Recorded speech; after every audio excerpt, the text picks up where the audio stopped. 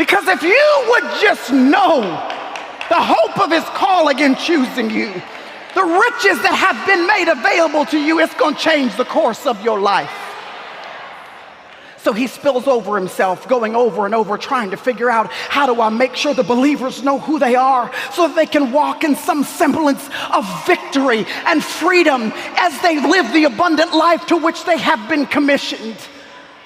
I want you to see the Apostle Paul writing this letter. He is in a Roman prison at the time, probably on house arrest. See the Apostle Paul in your mind's eye, sitting on the cold, hard floor of his cell, trying to figure out the right words under the inspiration of the Holy Spirit to make sure that the sacred text communicates exactly what it should. And he gets to the end of this letter, having given us all this robust language about our inheritance and our power and our potential in Jesus Christ. And he's trying to figure out, how do I close this letter? How do I make sure that they don't get tripped up, that they live in the victory that is there? See the Apostle Paul sitting on that cold floor, hanging over his parchment paper, ink quill in hand, waiting for the inspiration of the Holy Spirit to figure out, how do I put an exclamation point on this letter? How do I make sure that they will walk in victory all the days of their life? How do I make sure to close this thing with such clarity and such power that they will know at the end of this letter and at the end of this era, they've been called to walk in victory? Picture the possibility that he looks up from his parchment paper, his Roman cell, and he looks up to see two Roman soldiers standing right outside of the doorway, posted up to make sure their prisoner stays put. And he would have seen the Roman soldiers equipped in their Roman regalia. And then he crafts these words in Ephesians chapter 6, verse 10.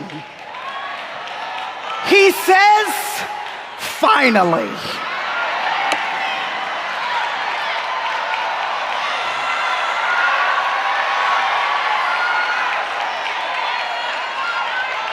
In conclusion, in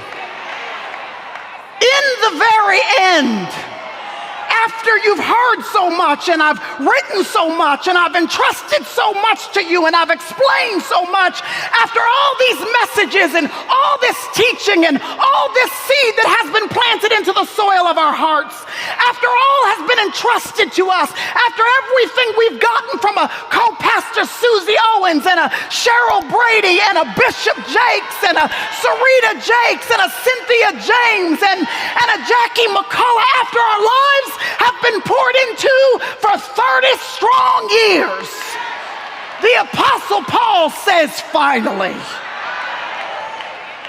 You ought to be strong in the Lord and in the strength of his might.